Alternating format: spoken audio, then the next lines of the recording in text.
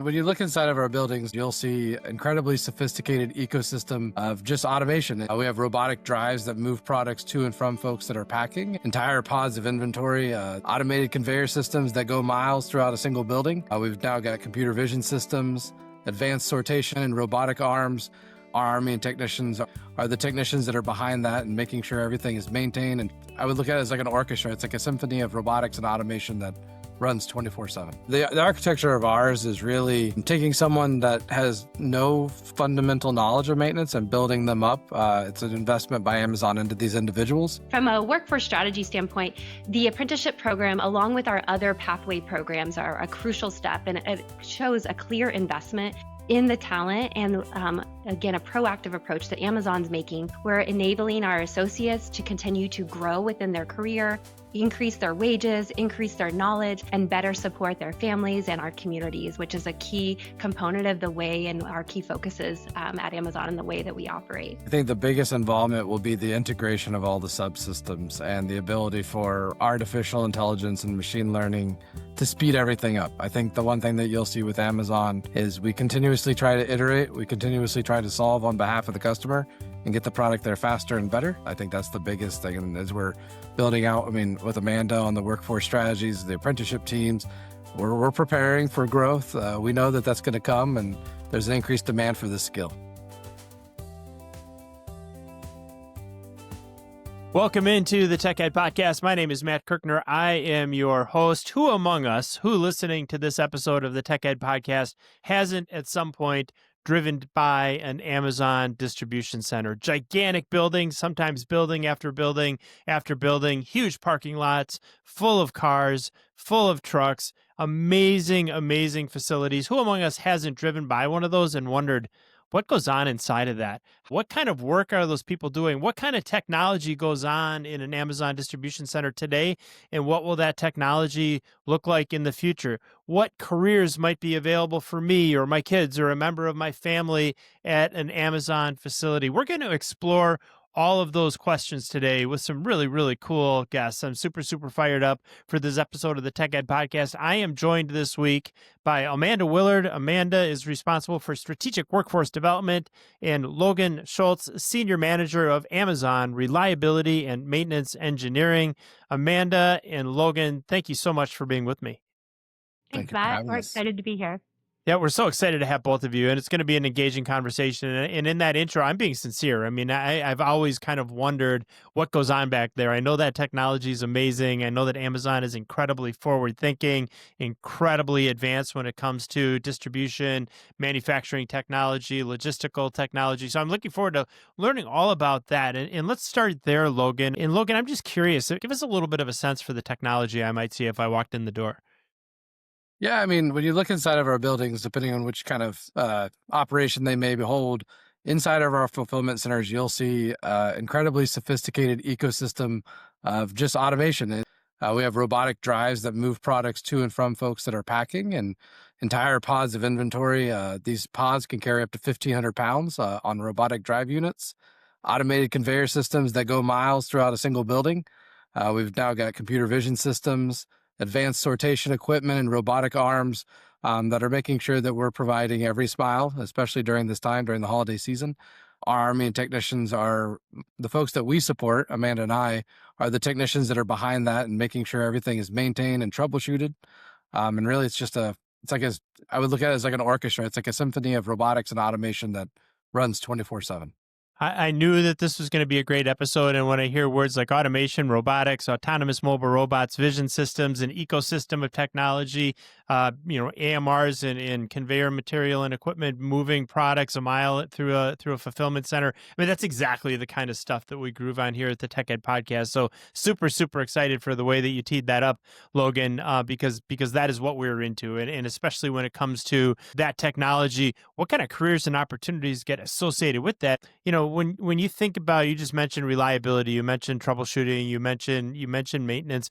Talk about why that is so mission critical. We think about these careers in electromechanical technology and automation, maintenance technicians, and so on. Why is that so important to the work that you're doing? If you look in today's environment, everything is so automated that, our operation systems are going down to the minute. to the second of how we're spanning and making sure. And Amazon is circled around delivering on that customer promise. So any amount of downtime can impact thousands of customer orders, especially during this time. And so when we look at mission critical, our technicians are really the guardians of that operational continuity and making sure that we are able to fulfill those customer promises, especially even during these peak seasons. And I would say is as we see more automation, the maintenance side of the environment is even becoming more mission critical. We had leaders talk about historically operations may have dictated 80% of the outcomes, and now it's the technology and the maintenance of that technology that dictates whether or not we hit our goals and being able to fulfill those promises on the majority of it.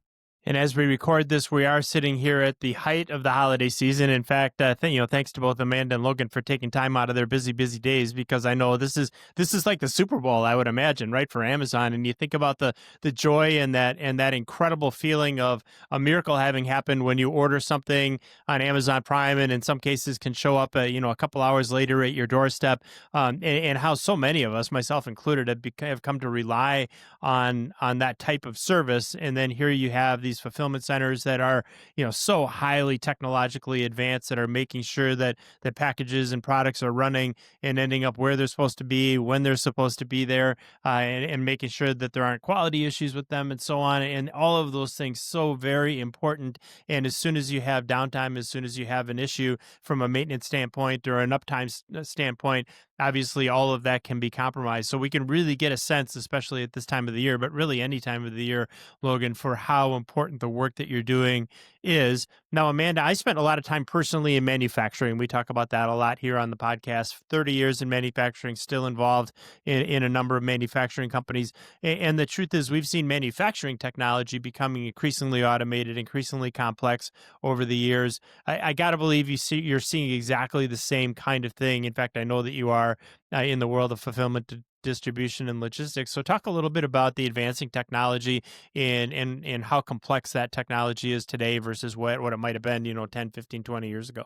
So for the technology specifically, what we're finding when it comes to our technicians is really a need for advanced skill sets. So as this audience probably is fully familiar with, the modern maintenance technician needs to be incredibly versatile. So it's well beyond just the traditional mechanical skills, but they need to understand programming logic, network systems, data analytics, well beyond just what we would consider to be the traditional mechanical issues. Our technicians, just like other high-tech manufacturers, our technicians need to be able to solve complex problems. And it's just not about turning the wrench anymore, as they are just as likely to be using a laptop to diagnose problems versus a hand tool in our current automated environments. And I want to make sure that what you just said there, Amanda, is screaming out at our young people who maybe have, and I think more and more people have an understanding of in these environments what kind of technology is there. We've come a long way in 10 years in terms of exposing young people to the amazing kinds of careers that we're talking about today. Still have some work to do, but if you're a student listening to this podcast, or for that matter, someone who is considering a career change and so on, and you're thinking about this kind of a job, you're not walking in there with a box wrench and just turning nuts and bolts all day. I mean, there's some of that, but most of this is highly technological. You mentioned things like, data analytics. You mentioned, they need to be, conversant with the use of a computer to do troubleshooting, to monitor data, to make sure that production and distribution technology is staying up to date, that it's not that it's not getting into a situation where we're losing throughput, where we're losing yield, where we're losing our ability to move product around the way that we need to in order to fulfill the needs of the consumer. So this is really, really cool technology. This isn't your grandfather's distribution facility, if ever there was one. Really, really cool technology. Now, I also know, as it does anybody who spends time, reading, keeping up with the news, understanding the world of skilled labor, that Amazon, like any other company, has the same challenges in terms of accessing that next generation of talent. As we continue to build it, more and more folks are retiring from jobs like this as the baby boomers continue to age out of the workforce. That leaves a gap in some of the earlier ranks of maintenance technicians, of electromechanical technicians, of automation technicians. I know that's got to be at least part of the reason that you're so focused on apprenticeships. And I want to have an opportunity to talk about the mechatronics and robotics apprenticeship at Amazon, and maybe some of the realities that led you to create and build that program. The apprenticeship program was launched in 2020 as we saw the shortfall in the retirement gap in the workforce development. And so it's been going on now for 6 years. It's gone through a couple iterations as the technology continuously evolves. And really, in reality, the mechatronics and robotics piece of it has become the staple front where I would say initially we started with basic hand tools and fundamentals. Now it's moving more and more into that advanced technologies. And we hear more and more, by the way, about apprenticeships. And I think maybe 10, 15 years ago, people kind of thought of that as maybe like more of a German model, or, you'd hear about apprenticeships in some of the more traditional skilled trades like electricians or plumbers, HVAC, and so on. And now we're starting to see apprenticeships appear in all different walks of life and all different career paths. So let's talk about that apprenticeship in a little bit more detail about the architecture of the apprenticeship. How does that work? If I'm a young person or a person of any age that's like, wow, this could be a really, really cool career for me. And I've got a company here that's willing to invest in my future to provide the training that I need to be successful. What is that experience going to feel like for that individual? Yeah, the architecture of ours is really taking someone that has no fundamental knowledge of maintenance and building them up. It's an investment by Amazon into these individuals. Our apprenticeship program's 12 weeks of intensive classroom and hands-on training. We focus a lot on industry certifications with SACA. And during this time away at school, they really focus on learning the fundamentals of electrical, mechanical, and automation concepts. And they get a lot of hands-on actual equipment and training labs, thanks to our partners at Amatrol and others in building portable labs and classroom settings for them. And then finally, after that, they transition over into 2,000 hours of structured on-the-job training. They move through a series of benchmarks to where they then grow into an experienced technician. And at the completion of the 2,000 hours, promote up into what we call our mechatronics and robotics technician. And so this dual approach ensures that not only they understand the theory, but they also get the real world situation applications. Absolutely. So I want to come back to the first part of that answer in just a moment when you started talking about literally people with no experience in this area. So I want to dive a little deeper into that. Before we do that, appreciate you mentioning a couple organizations for whom I have tremendous amounts of respect. Certainly Amatrol, Jeffersonville, Indiana, incredible training company, curriculum, e-learning, and training equipment, and appreciate you mentioning them. And then SACA, the Smart Automation Certification Alliance, which our audience certainly knows we have an affinity for here at the Tech Ed Podcast as well, under the direction of Jim Wall and Sue Smith and others, really doing some great things in terms of not just the types of technology we're talking about here today, although certainly key to that, but across a number of different career pathways and opportunities. Let's go a little bit deeper on this no prior experience necessary aspect of this, Logan. So literally what you're saying is, I'm sure there's some prerequisites, but that if I don't know how to troubleshoot an electromechanical system, if I'm not, completely familiar with smart sensors and devices and industrial control systems and industrial robots and all these other technologies that we're talking about, and autonomous mobile robots and ASRS systems and so on,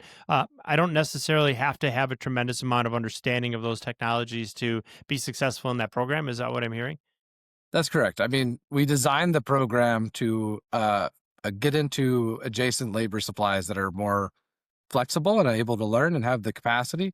A lot of this was honestly on the operations side, right? We saw an opportunity where we had a lot of operations folks that want to raise up and get into RME and don't have that necessarily prior maintenance experience to start out at the technician. So I would say you'd see this as like a bridge program from no true maintenance background to technician, and that's where we built the program around, and we're building off of it. Even we've started the process of launching the next apprenticeship program, which is our automation engineering apprenticeship, which does start from a different area to go Sure. on. So we're building upon that. And I would strongly encourage our listeners, jump on whatever your favorite browser is and do a little research about what, an electromechanical technology job pays in certain markets, because those are really, really good paying jobs. And so what I'm hearing from you is, you can start with virtually no experience and move into a really, really rewarding career, the kind of career that can support a family and then some. So really amazing opportunity. Are there certain personality traits? Are there certain interests that people might have that would lend themselves to a role like this, Logan? Are there certain people that have certain hobbies or what have you, or interests while they're in high school or thereafter, that might make them ideal candidates for an apprenticeship like this one? I mean, as being the former leader of the program, I've seen a wide variety of folks. I would say, is if you were to say there's a common theme, folks that like tinker, folks that like to explore problems and work with their hands has been the biggest one. I've seen a lot of folks that have been very successful coming out of K-12 STEM. Like for us in Indiana, we have C4 programs, which allows them to get into the engineering and STEM technology programs at an early age. Seen success there. I would say those are the common themes of success.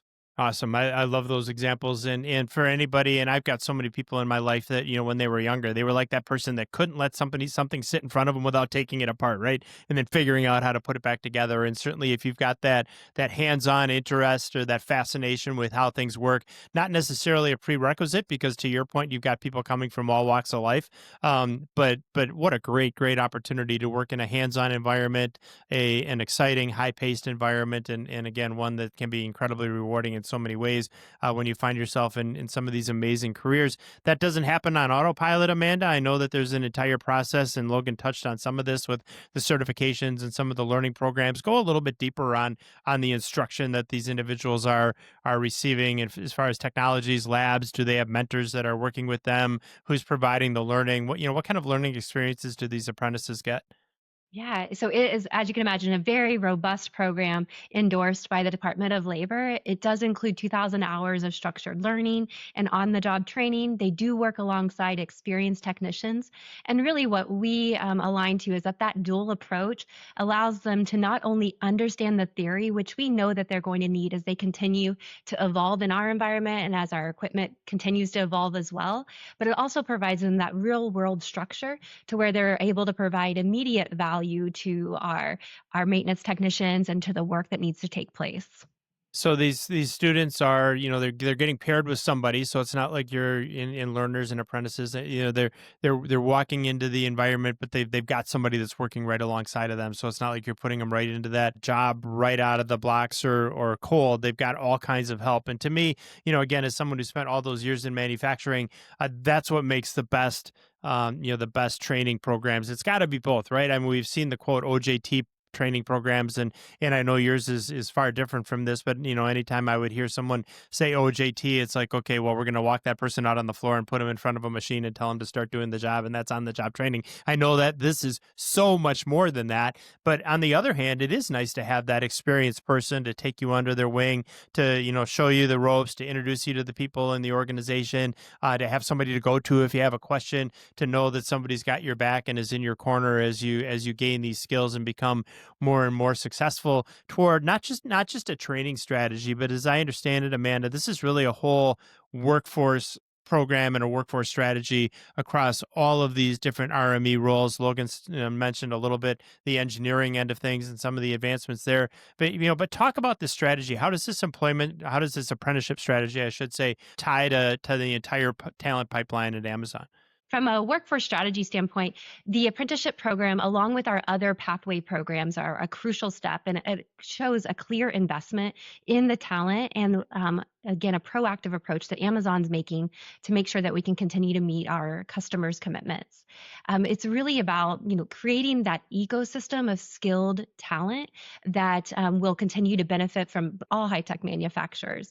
And really where our focus is as we think about that internal advancement, as Logan highlighted, we're enabling our associates to continue to grow within their career, increase their wages, increase their knowledge, and better support their families and our communities, which is a key component of the way and our key focuses at Amazon and the way that we operate. In addition, what we know in making this investment is that our apprentices are more apt to stay with us longer. So we're increasing tenure and we're building that talent within.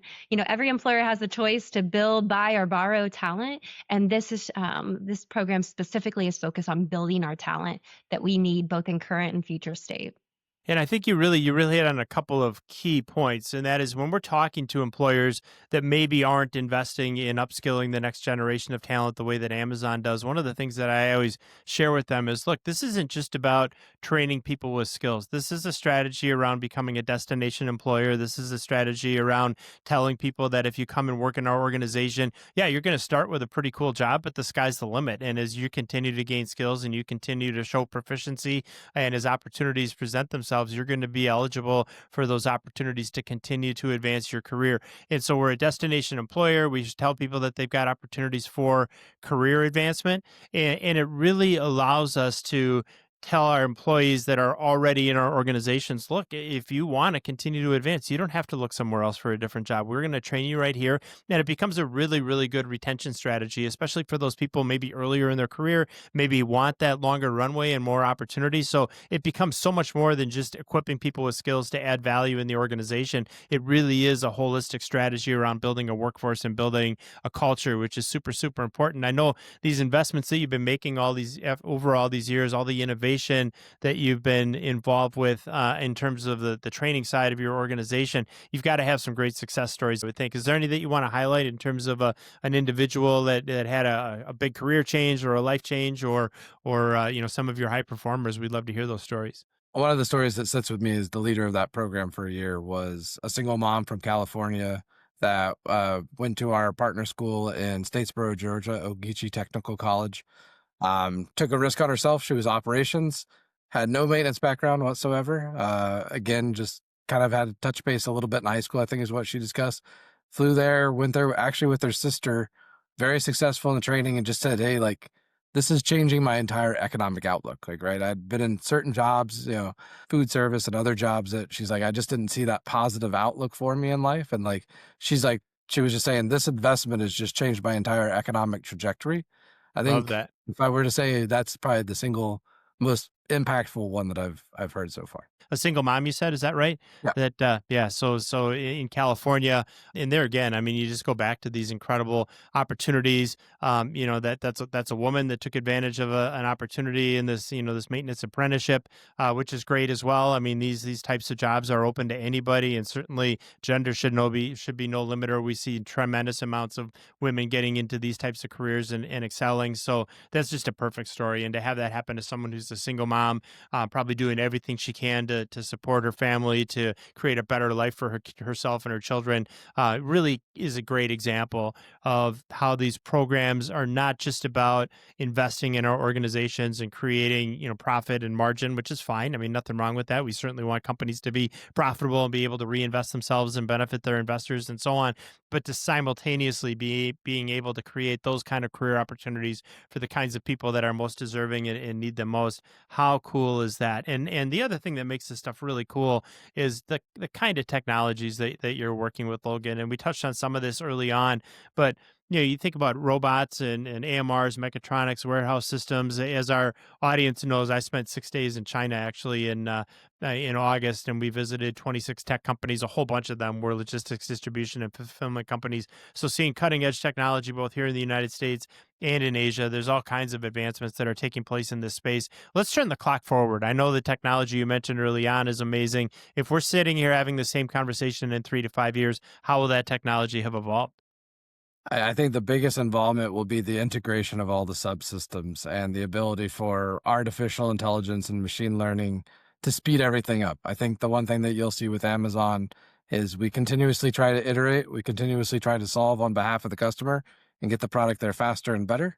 And so I think everything will be down on speed. I think you'll also, if I fast forward 5 years, I think you'll see even automation as it regards to system checks and condition-based maintenance and usage-based maintenance and predictive maintenance and all these different areas of investments that we'll see.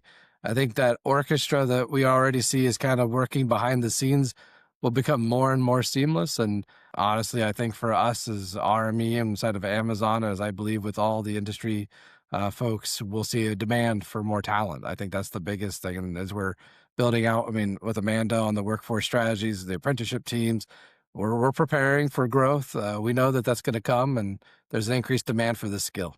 So you think about some of the technologies that we're talking about here, and whether it's a robotic vision system, automated vision system, literally putting a camera that can see in 3 dimensions, working in concert with. And I love I'm a musician, by the way, as well. So your allusions to things like symphonies and concerts and orchestras and those kind of things. I love that, and it really does paint a picture of what's happening here. It's not just one violin or one cello or somebody in the percussion section. It's all these technologies working together in a symphony to create the results. And technology is becoming more and more important, especially when it comes to, as you suggest, artificial intelligence and machine learning, our ability to gather tremendous amounts of data at the edge, to analyze that both, in our computer networks and at the fog, or for that matter, in our control systems, but also some of these incredibly powerful cloud-based softwares that we're able to use to find patterns, to gather information, not just from one fulfillment center, but from thousands across and around the globe, and be able to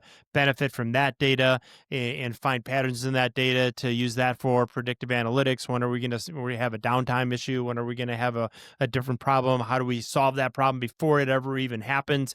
That is, in many cases, the present state in a lot of facilities, and it's just getting more and more technical, more and more advanced, and creating better and better results. To your point, Logan, this whole idea of being able to handle more product faster, more accurately, fulfill more orders, have even more happy customers, you have even more of those big, bright, smiling faces. Super, super important. But it also speaks to, Amanda, the fact that we're not sitting here in a stagnant environment where we gain these skills and we gain this understanding of this technology, and that's going to carry us for the next 20, 30, 40 years. We have to be lifelong learners. We have to be continually upskilling around these advancing technologies. So as you consider that, what does that mean from a workforce standpoint? And how do we prepare that next generation of the workforce to make sure they're equipped with the kind of skills that are going to be important for being able to add value in the kind of environment that Logan just described to us?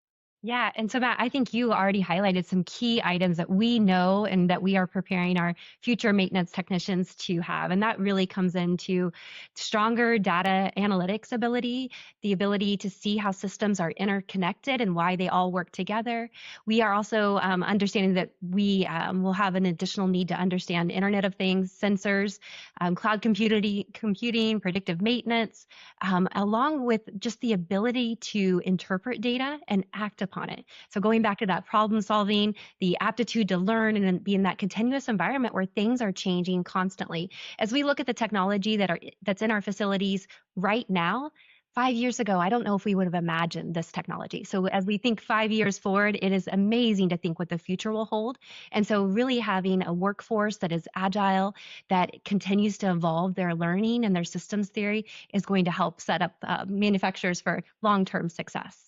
There's also something important that I want to highlight. I don't know if you or your audience had a chance to see the October Forbes article written by Nathan Linder, and it was specifically around the 400,000 manufacturing jobs. And he captured something there that I think is really important in the way that we speak about manufacturing talent. And so what he shared is that really they are skilled problem solvers and system thinkers. We should stop labeling this as blue collar work. It absolutely is not. It is truly skilled cognitive labor, skilled cognitive work, and problem solving will continue to be a key focus as we grow the workforce. That was beautiful, what you just said. And first of all, we'll link that Nathan Linder article up. I don't know that I read that in Forbes, but I will check that out, and we'll make sure that is linked up in the show notes, because what you're saying there, Amanda, is exactly right, and it's super, super fascinating. So I think 35 years ago when I started in manufacturing, now hard to believe, maybe a little less than that, but not too much. And you think about the job of a maintenance technician, right? And these were people, we kind of talked about it before. They were incredibly talented. No way we could run those companies without them. Great troubleshooters, really good at their jobs, but they were primarily, wrench turners, mechanical folks, and maybe they had a little bit of an understanding if we were using, programmable logic controllers or relay logic. They knew a little bit about some of those technologies and how they manifested themselves on the shop floor. When you start thinking about these kind of jobs being skilled in terms of systems thinkers, skilled problem solvers, and so it's not your quote skilled labor. This is a really, really high level of thinking. This is someone that needs a pretty sophisticated skill set over time. Doesn't mean you have to start there to be successful in these kind of roles. What does that mean? That means all kinds of runway in terms of the future of the jobs. That means that the more value you're able to add to an organization, the more critical you are to the success of that organization, the better those jobs are going to stay, the better they're going to pay, the more stable they're going to be, the more interesting they're going to be, and the more over the long term, the more beneficial they're going to be. So super, super important, I think, for us to spend time considering how amazing these new skills are going to be, and these new jobs and these new career opportunities are going to be. It makes me wonder, though, a little bit. I spend a lot of time around technical education, and whether that's community colleges, technical colleges, high school programs designed to equip students with introductory IIoT and mechatronics and controls and robotic skills and so on, and spend a lot of time around those types of programs or associate degrees in electromechanical technology or automation. As we start to think about the role of the technical educator, I'm a teacher, I'm an instructor in one of these STEM programs or one of these advanced manufacturing or advanced technology, automation, electromechanical programs. What is my world going to look like? What should schools be teaching now to make sure that students are ready for these kind of opportunities when they get to the workforce?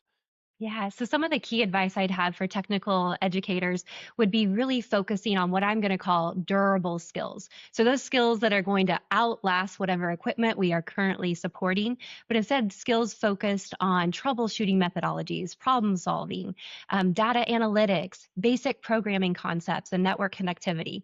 Those are items that are going to be important regardless of the equipment that is within the facilities and will continue to be able to be built on and developed as those individuals secure employment. I would also definitely want to highlight, again, what I would call durable or power skills. Some people call them soft skills, but things like communication, teamwork, they are crucial to the way that our maintenance technicians do work, as they are often needing to collaborate with others and influence other stakeholders within that facility. That's a really good point as well. You start to think about, we call it, whether it's change management or organizational development, the need to be able to communicate at a high level to explain whether it's a problem that we're solving, a new technology that we want to implement, a new approach to how we're processing product. Those high level leadership skills in some cases really important as well, as in addition to a lot of those base technology skills that you mentioned, Amanda. Logan, I want to go a little bit deeper, if you don't mind, as we think about some of those skills. And you mentioned earlier the Smart Automation Certification Alliance. Can you expound a little bit about on how those two pieces are fitting together? How are you leveraging the SACA certifications in the programs? What are some of the additional benefits? What are you hearing from students? Tell us a little bit more about SACA. So, I mean, one of the reasons we chose SACA, so that was that was a couple years ago, was to reflect ourselves against the industry standard and to create something that is transferable. I mean, I would kind of challenge all of the employers is we all know there's a cliff of talent. We know there's a retirement cliff. We should all be putting talent into the pool that meets this bar that we know we need. I would reemphasize, I think, what Amanda said is the SACA certifications, as we worked with that organization and our MRA universities, was those are the durable foundational skills that will outlast any of our technologies that we're using today. I look for those kind of pieces because if we deploy a new robotic system, I go through alpha, beta, and then it's already reiterated a year and a half later. So if I train on that and not the fundamental connectivities and fundamental troubleshooting and just understanding how does that robot interact with the picking robot and then the drive unit robot and then into the sortation system and the auto labeling, there's all these pieces. I think we're missing the mark. And so I think that was one of the largest reasons of choosing SACA. As you build those foundational skills and as technologies change, to your point, somebody is going to be able to transfer what they learned in an electric relay control trainer or in a basic AC/DC program, or what they learned on fluid power. I'm assuming you use tons of pneumatics in an organization and operation like yours, or mechanical drives, shafts, pulleys, gears, all that good stuff. And then you start, as Amanda mentioned earlier, the smart sensors and smart devices and how our ability to gather data at the edge. How do we get data into a smart sensor? How do we get it back out? How do we discern the data that's really, really important to the success of the operation to maybe that noise that isn't going to necessarily drive us toward continuous improvement? All those things are so important. And so getting these foundational skills right so that as technology is changing, as the robot that we're using is a little bit different, or maybe our fluid power actuators are different than what we were using before, having those fundamental understandings and being able to then translate that into the new technology that's coming on board. And then marrying that with, we've heard it a few times today, systems thinking and understanding that it's not just teaching those technologies in a vacuum, but it's really how do they all work together in concert to be able to accomplish a goal.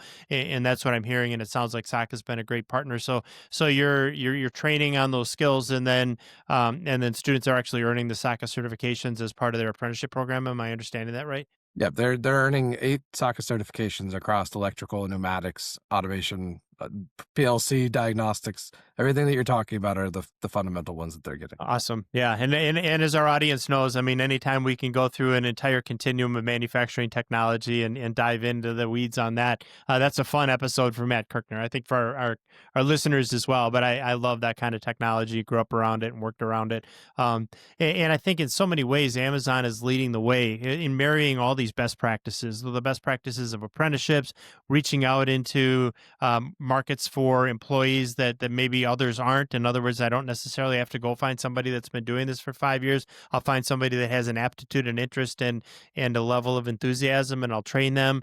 Leveraging third-party certifications, not reinventing the wheel, and realizing what's unique to our organization that we have to create our own curriculum and training programs around, but also leveraging things that are already out there and proven and working well. So those are all the best practices in technical education when it comes to workforce training and incumbent worker training and new employee training. So you guys are nailing it. And I didn't mean to steal the whole answer to the next question that I'm going to ask you.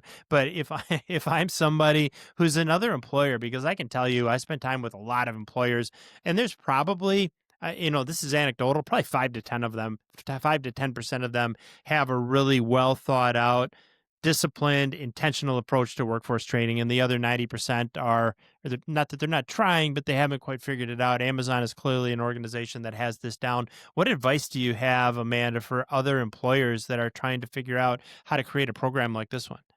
Yeah, and I understand it can sound daunting, it can sound overwhelming, but the first thing I would say to other employers is there's a lot of help available. So just your local community colleges, your workforce boards, your fellow employers who are in this space. So you don't have to go it alone. So I think that would be the first thing I would say. And then ultimately, I think as every employer would agree, making this type of investment in the talent, it is a business strategy. This is not a people strategy. This is a business strategy to create sustainment long term. So that's where I would start is what are your business objectives, and then work backwards from there to understand how you're developing your talent, developing your pipeline, and you're making sure your staff adequately will meet those business objectives. I spent so much time leading and running Kaizen and continuous improvement events during my days in manufacturing, and that's exactly where we would start with a Kaizen event, right? Everybody's like, "Oh, we want to do Kaizen. We want to be Six Sigma. We want to have this CI program," and it's like that's awesome. You should have that. What problem are we trying to solve? And what I love about what Amanda just said is start with the end in mind, and let's think about what are the goals, what are we trying to accomplish, how do we measure success, and how will we know when we've done a really, really good job, and then back into the program and the details that work best for you. I love that approach. It's exactly how I used to and continue to think about continuous improvement in any of the organizations that I'm involved with. Speaking of continuous improvement, not just in an organization, not just in a company, but on the part of a student and on the part of individuals. And we've talked about lifelong learning. We've talked about apprenticeships. If I'm a student who's looking at an amazing career path like the ones that we're talking about today, same kind of career. And by the way, it doesn't necessarily have to be a young student. So this could be in some situations, more and more older learners going back in and finding out where they can redeploy themselves into the workforce. So whether I'm an adult learner, whether I'm a student, what kind of advice would you have for those individuals specifically if I'm considering a career in mechatronics and automation? Yeah, so absolutely focus on strong analytical and problem solving skills. Do not be intimidated by the equipment because, as we've highlighted today, the key focus is going to be your ability to diagnose data and problem solve, and the equipment will continue to evolve and change.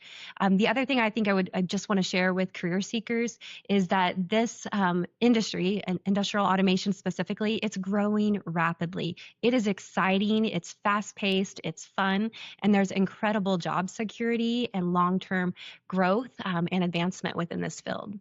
Yeah, there's no question about it. And as I talk to young people, this is one of the first things I always chat about. It's got to be aligned with their interests. It's got to be aligned with their career goals. But you got to at least have this on your radar. And they're really, really fun jobs. I mean, working in that kind of an environment where you're solving problems, where you're thinking about the future, and working with cutting edge technology, by the way, as well as we're talking about this.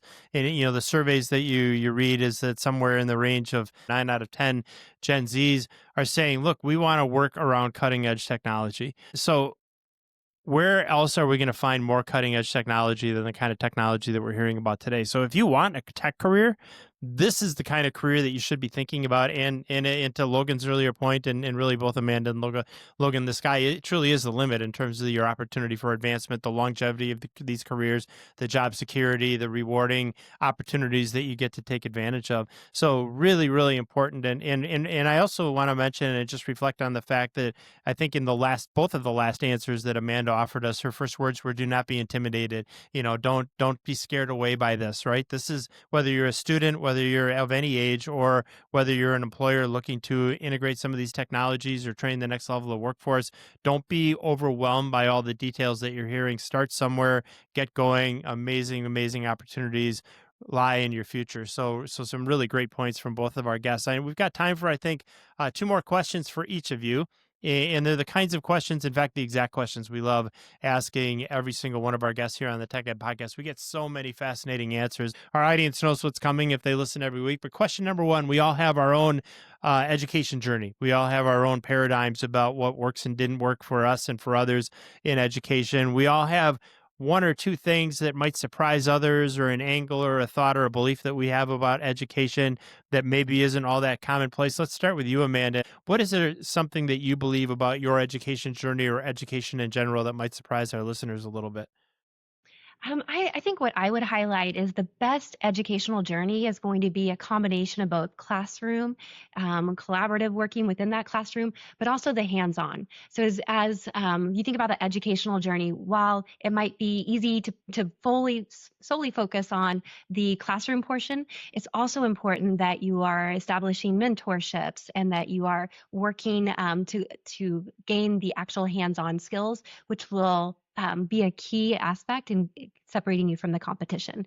So from an educational journey, that's where I would encourage people to continue to work and focus, is that dual approach with both hands-on and curriculum-based learning. Yeah, I love the way that you weaved all three of those together. All three of those super, super valuable. And I'm glad that you pointed those out, Amanda. Logan, same question to you, your education journey and what might surprise others. I think the biggest thing is know that whatever degree or whatever outcome you've had is not going to dictate your career. My Yep. background's in finance. I have an MBA and I am strategy for a maintenance organization. And I'm not the most hands-on maintenance person, but like being able to have those transferable skills, like solving problems and helping others, gain to their goals, and really being able to have the interpersonal skills, the networking skills. Amanda touched on mentorship. I would say mentorship as well is really the critical aspects. The curriculum is there. It's a very helpful, but it's not necessarily, in my opinion, the catalyst. I think the catalyst is all the things you get that's outside of just the curriculum.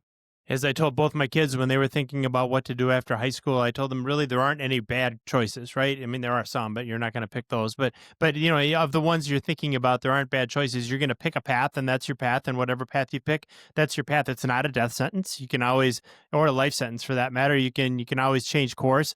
Someone that started in finance and ended up in maintenance and reliability. I love that. I was meeting yesterday with the Commissioner of Higher Education in the state of North Dakota, former Lieutenant Governor of the state of North Dakota. And a little bit sheepishly, I forget who went first, but he's, he kind of said that he had a background as a certified public accountant. Now he's running the statewide education system for higher education in North Dakota. Well, guess what? My background was the same. I started out in public accounting, ended up in manufacturing and tech, and now doing the work that we're doing in education and technical education. You never know where your career is going to lead you. Be open to those opportunities, build some good foundational skills. I'm sure in a lot of ways that understanding of finance and how that aspect of a business and organization work serves you well in the work you're doing in maintenance and reliability and so on, but you just never quite know. Logan, we're gonna hit you with the second question here, and then we'll go back to Amanda. And that question is this: I want you to go all the way back to when you were a sophomore in high school, right? If you could give that young man one piece of advice, what would you tell him? I would say embrace change faster. I would say also be more willing to get into the technologies. I'm not a techie person in terms of that. So like I would say go that route. Overall, I'd also say is like as you're exploring careers, like so in Amazon's world, we run on leadership principles. And so we strive to be the best employer and we use success and scale to bring broad responsibility. And I think the big things that we have is like look for those employers that want to invest in you.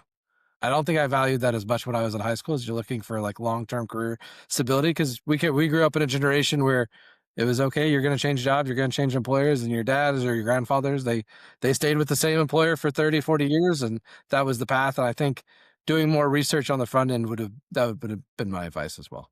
Yeah, absolutely. My father-in-law started working at General Motors and stayed there for 33 years, retired from the same company. And I kind of knew as I was going through my education journey, maybe that same opportunity wasn't going to be available just because of how our economy has evolved. Certainly today, certainly you can stay with the same company for a long, long, long period of time, but your job is going to change. Technologies are going to change. And so those leadership principles that are so important, and also making sure you're diving into that technology, really, really good advice. And I think even more so now than it was when you were making that decision or considering that in hindsight as a 15-year-old sophomore in high school, Logan. So great answer. Amanda, same question to you.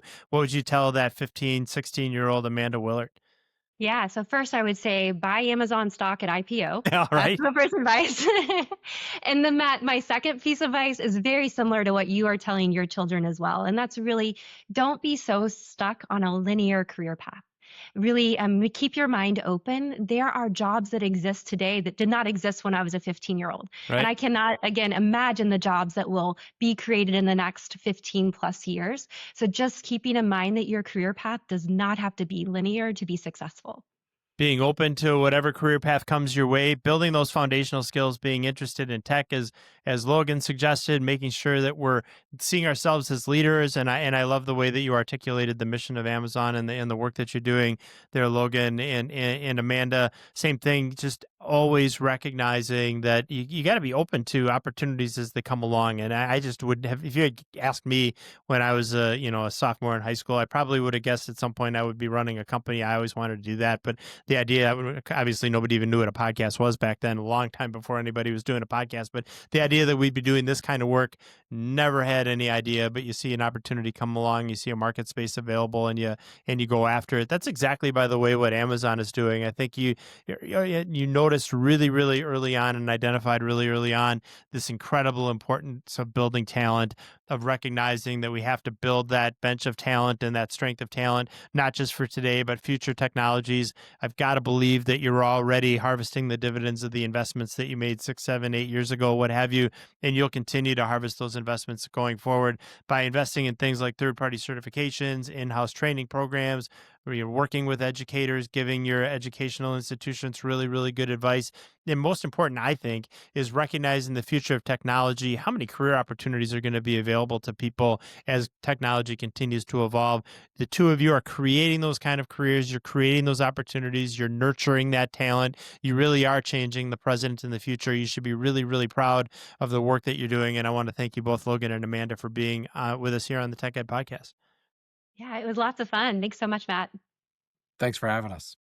It was a wonderful conversation this week with Amanda Willard, Strategic Workforce Development, and Logan Schultz, Senior Manager, both Amazon Reliability and Maintenance Engineering, also known as RME. This was a really, really fascinating conversation. If you didn't hear anything else and you're a young person or somebody thinking about a career change, these are the kinds of jobs that are the future of the American economy and the global economy. They should be on your radar. You should be thinking about them. Incredibly rewarding opportunities with incredibly amazing companies like Amazon. So thanks to both of them for joining us. We're going to link up the show notes.